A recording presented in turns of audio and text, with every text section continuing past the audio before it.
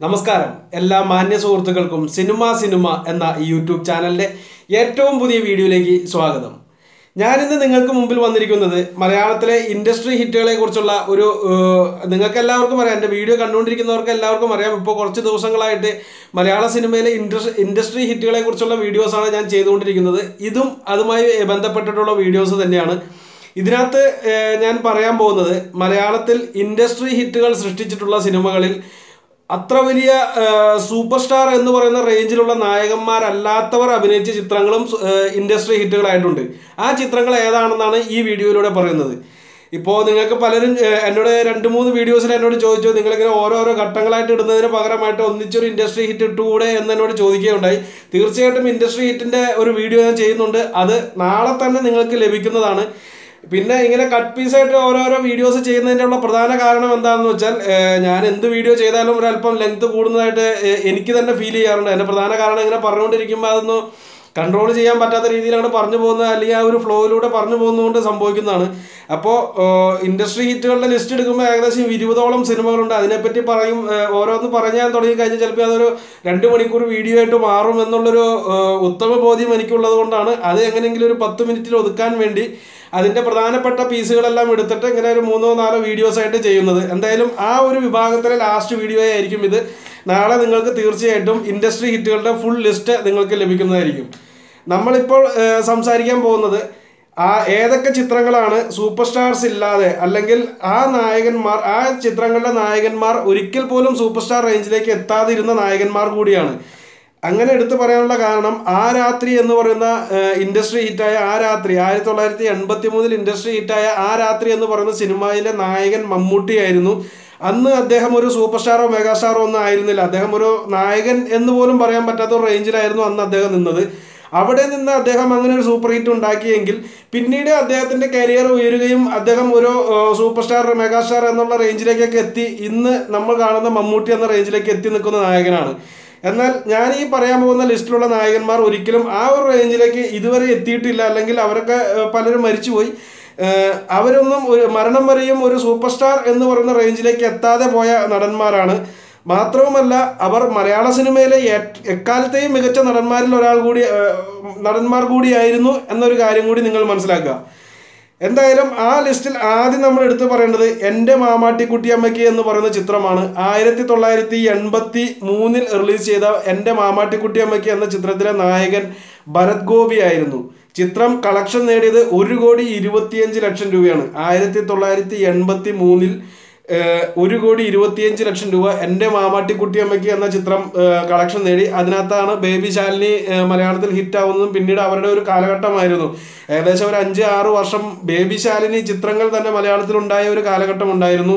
എന്തായാലും ഭരത് ഗോപി അന്നും അതിനുശേഷവും അതിക്ക് മുമ്പോ ഒരിക്കൽ പോലും ഒരു സൂപ്പർ സ്റ്റാർ എന്ന് പറയുന്ന റേഞ്ചിലേക്ക് എത്തിയില്ല. എന്നാൽ മലയാള സിനിമയിലെ എക്കാലത്തെയും മികച്ച നടന്മാരുടെ ഒരു 10 പേരുടെ ലിസ്റ്റ് എടുക്കുമ്പോൾ അതിനകത്ത് ഒഴിച്ചുകൂടാൻ പറ്റാത്ത ഒരു നടനാണ് ഭരത് ഗോപി എന്ന് പറയുന്നത്. മാമാട്ടിക്കുട്ടിയമ്മ എന്ന് പറയുന്ന ചിത്രം റെക്കോർഡ് വെട്ടിച്ചത് മലയാള സിനിമയിൽ ആദ്യമായി 1 കോടി രൂപ കളക്ഷൻ നേടിയ ആ രാത്രി എന്ന് പറയുന്ന മമ്മൂട്ടി ചിത്രത്തിൻ്റെ റെക്കോർഡാണ് ചിത്രം വെട്ടിച്ചത്. ആ രാത്രി 1,15,00,000 രൂപയാണ് നേടിയതെന്നാണ് അറിയാൻ സാധിക്കുന്നത്. മാമാട്ടിക്കുട്ടിയമ്മ 1,25,00,000 രൂപ നേടിയിട്ടുണ്ട്.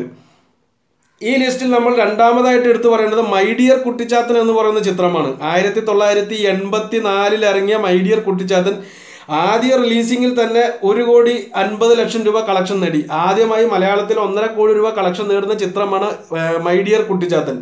മൈ ഡിയർ കുട്ടിച്ചാത്തനെ കുറിച്ച് നമ്മൾ പറയുമ്പോൾ ആദ്യ റിലീസിങ്ങിൽ മാത്രമായിട്ടാണ് ചിത്രം 1,50,00,000 രൂപ നേടിയത്. ചിത്രം ഓൾറെഡി 3 പ്രാവശ്യമായിട്ടാണ് റിലീസ് ചെയ്തു. ഓരോ തവണ തിയേറ്ററുകളിൽ എത്തുമ്പോഴും ചിത്രം സൂപ്പർ ഹിറ്റ് ആയിരുന്നു. അതുകൊണ്ട് ഈ 1.5 കോടി രൂപ എന്ന് പറയുന്നത് ഒരിക്കലും അതിൻ്റെ ഒരു ഫൈനൽ കളക്ഷനായിട്ട് കണക്ക് കൂട്ടേണ്ടതില്ല.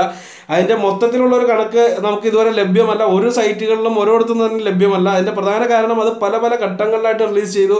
പല സമയങ്ങളിലും പലതരത്തിലുള്ള ടിക്കറ്റ് റേറ്റുകളായിരുന്നു. അവസാനം ചിത്രം റിലീസ് ചെയ്യുന്ന സമയത്ത് റിലീസിംഗ് തിയേറ്ററുകളിലെ റേറ്റ് എന്ന് പറഞ്ഞാൽ 60 രൂപ 70 രൂപയായിരുന്നു. എന്നാൽ ആദ്യ സമയത്ത് 1984 ചിത്രം റിലീസ് ചെയ്യുന്ന സമയത്ത് 2 രൂപ 3 രൂപ റേഞ്ചിലാണ് ടിക്കറ്റ് റേറ്റ് ഉണ്ടായിരുന്നത്. ആ കാലഘട്ടത്തിൽ ചിത്രം 1,50,00,000 രൂപ നേടി എന്ന് പറയുമ്പോൾ അത് പൂർണ്ണമായും 3Dയിൽ ചിത്രീകരിച്ച ഇന്ത്യയിലെ ആദ്യത്തെ ചിത്രമായിരുന്നു മൈ ഡിയർ കുട്ടിച്ചാത്തൻ. അത്രയും ഒരു ഇതുള്ള ഒരു പ്രത്യേകതയുള്ള ആ ചിത്രത്തിൽ എടുത്തു പറയത്തക്കതായിട്ടുള്ള ഒരു സൂപ്പർ സ്റ്റാറുകളോ മെഗാ സ്റ്റാറുകളോ ഒന്നും ഉണ്ടായില്ല. നിങ്ങൾക്ക് എല്ലാവർക്കും അറിയാവുന്നതാണ്. കുട്ടിച്ചാത്തനായിരുന്നു ചിത്രത്തിന്റെ പ്രധാന ഘടകം. പിന്നീട് പടം രണ്ടാമത് ഇറക്കുന്ന സമയത്ത് അതിനകത്ത് കലാഭവമണിയെ എല്ലാം ഉൾപ്പെടുത്തി കോമഡി രംഗങ്ങളെല്ലാം ആഡ് ചെയ്തിട്ട് വീണ്ടും ചിത്രം റിലീസ് ചെയ്യുകയുണ്ടായിരുന്നു. ആ ഭാഗവും വളരെയധികം ഹിറ്റായി മാറി. അതിനുശേഷം വീണ്ടും ആ ചിത്രം ഒരിക്കൽ കൂടി തിയേറ്ററുകളിലേക്ക് എത്തിച്ചു. ആ സമയത്തും ചിത്രം ഭയങ്കര ഹിറ്റായി മാറിയിരുന്നു.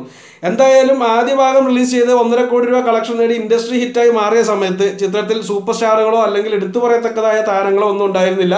കുറച്ച് ബാലതാരങ്ങൾ മാത്രമാണ് ചിത്രത്തിൽ അഭിനയിച്ചത്. അത് നിങ്ങൾക്ക് എല്ലാവർക്കും അറിയാവുന്നതാണ്. എൻ്റെ ഒരു ഫേവറേറ്റ് സിനിമകളിൽ ഒന്നുകൂടിയാണ് മൈ ഡിയർ കുട്ടിച്ചാത്തൻ. ചിത്രത്തിൻ്റെ കഥയോ കാര്യങ്ങളോ അല്ല, അതിനകത്ത് യൂസ് ചെയ്ത ടെക്നോളജിയാണ് എന്നെ ഏറ്റവും കൂടുതൽ ആകർഷിച്ചത്. ഇനി എടുത്തു പറയേണ്ട ഒരു സംഭവമാണ് ആകാശദൂത് എന്ന് പറയുന്ന ചിത്രം റിലീസ് ചെയ്ത് മൈ ഡിയർ കുട്ടിച്ചാത്തൻ്റെ റെക്കോർഡ് ബ്രേക്ക് ചെയ്യുന്നത് ന്യൂഡൽഹി എന്ന് പറയുന്ന മമ്മൂട്ടി ചിത്രമാണ്. ന്യൂഡൽഹിയാണ് മൈ ഡിയർ കുട്ടിച്ചാത്തൻ്റെ റെക്കോർഡ് ബ്രേക്ക് ചെയ്യുന്നത്. അതും എടുത്തു പറയേണ്ട ഒരു കാര്യമാണ്. എന്തായാലും ആകാശദൂത് എന്ന ചിത്രമാണ് അടുത്തതായിട്ട് എടുത്തു പറയേണ്ട സൂപ്പർ സ്റ്റാർ അല്ലെങ്കിൽ ആ ഒരു റേഞ്ചിലുള്ള നായകന്മാർ അഭിനയിക്കാത്ത ചിത്രം. 1993 റിലീസ് ചെയ്ത ആകാശദൂത് എന്ന് പറയുന്ന ചിത്രത്തിലെ നായകൻ മുരളിയായിരുന്നു. മലയാള സിനിമയിലെ അല്ലെങ്കിൽ ഇന്ത്യൻ സിനിമയിലെ ഏറ്റവും മഹാന്മാരായിട്ടുള്ള 10 അഭിനേതാക്കളുടെ പേരെടുത്ത് പറയുമ്പോൾ അതിനകത്ത് ഒഴിച്ചുകൂടാൻ പറ്റാത്ത അല്ലെങ്കിൽ ഏറ്റവും ടോപ്പ് 5-ൽ നിൽക്കുന്ന ഒരാൾ തന്നെയാണ് മുരളി എന്ന് പറയുന്നത്. അത്രയും മനോഹരനായിട്ടുള്ള അത്രയും അഭിനയ പ്രതിഭ എന്ന് നമുക്ക് വിശേഷിപ്പിക്കാവുന്ന മുരളി ഒരിക്കൽ പോലും ഒരു സൂപ്പർ സ്റ്റാർ അല്ലെങ്കിൽ ആ ഒരു റേഞ്ചിലേക്ക് അദ്ദേഹത്തിന് എത്താൻ സാധിച്ചില്ല. അദ്ദേഹം നായകനായി നിരവധി സിനിമകൾ ചെയ്തു. അവയിൽ പലതും സൂപ്പർ ഹിറ്റുകളായിരുന്നു അല്ലെങ്കിൽ കലാമൂല്യമുള്ള സിനിമകളായി മാറിയിരുന്നു. എന്നിരുന്നാലും അദ്ദേഹത്തിന് ഒരു സൂപ്പർ സ്റ്റാർ എന്ന് പറയുന്ന പദവി അദ്ദേഹത്തിന് കിട്ടാതെ പോയി. അത് എന്ത് വേണമെങ്കിലും ആയിക്കോട്ടെ. ചിത്രം അന്ന് കളക്ഷൻ നേടിയത് 6,25,00,000 രൂപയാണ്. ആദ്യമായി മലയാള സിനിമ 6 കോടി രൂപ എന്ന് പറയുന്ന മാന്ത്രിക സംഖ്യ കടക്കുന്നതും ആകാശദൂത് എന്ന് പറയുന്ന ചിത്രത്തിലൂടെയാണ്. ആകാശദൂത് എന്ന് പറയുന്നതിൻ്റെ ഈ മലയാളത്തിൽ സൃഷ്ടിച്ചിട്ടുള്ള ഇൻഡസ്ട്രി ഹിറ്റുകളിൽ നമ്മൾ നാളെ ലിസ്റ്റ് പറയുമ്പോൾ നിങ്ങൾക്ക് മനസ്സിലാവും. അറിയാത്തവർക്ക് വേണ്ടി ഞാൻ പറയുന്നതാണ്. എനിക്ക് ഒരു പ്രഥമ ദൃഷ്ടിയ നോക്കുമ്പോൾ നമുക്കൊരു കൊമേഴ്സ്യൽ സിനിമയ്ക്ക് അപ്പുറം അല്ലെങ്കിൽ ഏതൊരു ഇൻഡസ്ട്രി ഹിറ്റ് എടുത്താലും ആ കാലഘട്ടത്തിലെ സിനിമ എന്നേ നമുക്ക് അതിനെ വിശേഷിപ്പിക്കാൻ സാധിക്കത്തുള്ളൂ. ഇപ്പോൾ ഇപ്പോഴത്തെ ഇൻഡസ്ട്രി ഹിറ്റായ പുലിമുരുകനെ എടുത്ത് നമ്മൾ ഇന്ന് കാണുമ്പോൾ നമുക്ക് ഭയങ്കര അത്ഭുതമായിട്ട് തോന്നുമെങ്കിലും ഒരു 20 കൊല്ലങ്ങൾക്ക് അപ്പുറം പുലിമുരുകൻ എടുത്ത് കാണുന്ന സമയത്ത് അതിനേക്കാൾ വലിയ ടെക്നോളജിയിലായിരിക്കാം സിനിമകൾ ചെയ്തുകൊണ്ടിരിക്കുന്നത്. അതുകൊണ്ട് തന്നെ പുലിമുരുകൻ ഒരു മഹത്തായ ഒരു കലാസൃഷ്ടിയായിട്ട് ആ കാലഘട്ടത്തിൽ നമുക്ക് തോന്നാൻ സാധ്യതയില്ല. എന്നാൽ ആകാശദൂത് എന്ന് പറയുന്ന ചിത്രം 1993 റിലീസ് ചെയ്ത ഈ ചിത്രം ഇന്നും നമ്മൾ കണ്ടാൽ ഇന്ന് റിലീസ് ചെയ്യുന്ന ഒരു പുതിയൊരു സിനിമ ഏത് രീതിയിലാണോ നമ്മളെ എഫക്റ്റ് ചെയ്യുന്നത് അല്ലെങ്കിൽ നമ്മുടെ മനസ്സിൽ തട്ടുന്നത് അതേ രീതിയിൽ തന്നെ ആകാശദൂത് ഇന്നും ജനങ്ങൾ ആസ്വദിക്കുന്നു എന്നുണ്ടെങ്കിൽ അത് ആ ചിത്രത്തിൻ്റെ ഏറ്റവും വലിയ പ്ലസ് പോയിന്റ് ആണ്. ആ സബ്ജക്റ്റും അതിൻ്റെ മേക്കിങ്ങും തന്നെയാണ് അതിൻ്റെ സൂപ്പർ സ്റ്റാർ അല്ലെങ്കിൽ സൂപ്പർ ഹീറോ എന്ന് നമ്മൾ വിശേഷിപ്പിക്കേണ്ടത്. എനിക്ക് തോന്നുന്നു ഇനിയുള്ളൊരു 20 കൊല്ലം കൂടി കഴിഞ്ഞാലും ആകാശദൂതിൻ്റെ ആ ഒരു ഇത് എന്താ പറയുക ആ ഒരു ഫ്രഷ്നെസ് ഒരിക്കലും നഷ്ടപ്പെടുമെന്ന് എനിക്ക് തോന്നുന്നില്ല. അതേമാതിരി ഇൻഡസ്ട്രി ഹിറ്റുകളിൽ എടുത്ത് നോക്കുമ്പോൾ പിന്നെ എടുത്ത് പറയേണ്ടത് ഒരു ദൃശ്യം മാത്രമായിരിക്കാം. ബാക്കിയുള്ള ചിത്രങ്ങളെല്ലാം കാലഘട്ടത്തിനനുസരിച്ചിട്ടുള്ള സിനിമകളും അല്ലെങ്കിൽ കാലഘട്ടത്തിനനുസരിച്ച് കിട്ടാവുന്ന ഒരു പദവി മാത്രമാണ് ഈ ഇൻഡസ്ട്രി ഹിറ്റുകളായിട്ട് എനിക്ക് പേഴ്സണലായിട്ട് ഫീൽ ചെയ്തത്. ഇനി നമ്മൾ എടുത്തു പറയേണ്ട സൂപ്പർ സ്റ്റാറുകൾ അല്ലാതിരുന്ന നടന്മാരെ കുറിച്ച് പറയുമ്പോൾ അനിയത്തിപ്രാവ് എന്ന് പറയുന്ന ചിത്രത്തിലൂടെ കുഞ്ചാക്കോ ബോബൻ നേടിയ ഒരു ഇൻഡസ്ട്രി ഹിറ്റാണ്. 1997 റിലീസ് ചെയ്ത അനിയത്തിപ്രാവ് കളക്ഷൻ നേടിയത് 16 കോടി രൂപയാണ്. അനിയത്തിപ്രാവിൻ്റെ കളക്ഷൻ ആ വർഷം തന്നെ ബ്രേക്ക് ചെയ്യപ്പെട്ടു എന്നുണ്ടെങ്കിൽ പോലും ഒരു ഇൻഡസ്ട്രി ഹിറ്റ് ഫസ്റ്റ് സിനിമയിലെ നായകനായി തിയേറ്ററുകളിലെ സ്ക്രീനുകളിൽ പ്രത്യക്ഷപ്പെട്ട ആദ്യ ചിത്രത്തിൽ തന്നെ ഒരു ഇൻഡസ്ട്രി ഹിറ്റ് സൃഷ്ടിച്ചു കൊണ്ടുവരാൻ മലയാളത്തിൽ അപൂർവമായി ഭാഗ്യം ലഭിച്ച ഒരു നടനാണ് നമ്മുടെ കുഞ്ചാക്കോ ബോബൻ. അദ്ദേഹം അന്നും ഇന്നും എന്നും ഒരു സൂപ്പർ സ്റ്റാർ എന്ന് പറയുന്ന റേഞ്ചിലേക്ക് ഉയർന്നിട്ടില്ല. അദ്ദേഹം ഒരു നല്ല നടൻ തന്നെയാണ്, അല്ലെങ്കിൽ ഇന്നും അദ്ദേഹത്തിന് നല്ല മാർക്കറ്റുള്ള നടനാണ്, മിനിമം ഗ്യാരണ്ടി ഉള്ള നടനാണ് കുഞ്ചാക്കോ ബോബൻ എന്ന് പറയുന്നത്. എന്നിരുന്നാൽ പോലും ഒരിക്കൽ പോലും ഒരു സൂപ്പർ സ്റ്റാർ എന്ന് പറയുന്ന റേഞ്ചിലേക്ക് എത്താൻ അദ്ദേഹത്തിന് സാധിച്ചില്ല.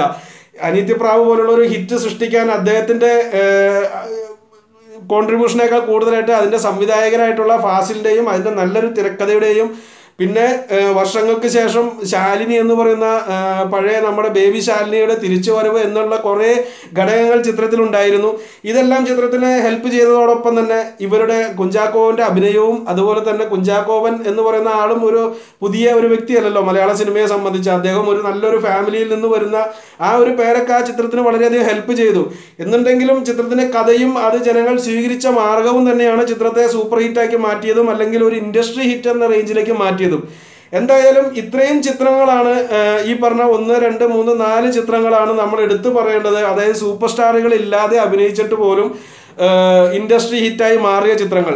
പക്ഷെ ഇതിനകത്ത് ഉൾപ്പെടുത്തേണ്ട അല്ലെങ്കിൽ ഉൾപ്പെടുത്താൻ സാധിക്കുന്ന ഒരു ചിത്രമാണ് 1951 ഇറങ്ങിയ ജീവിത നൗക എന്ന് പറയുന്ന മലയാളത്തിലെ ആദ്യത്തെ ഇൻഡസ്ട്രി ഹിറ്റ്.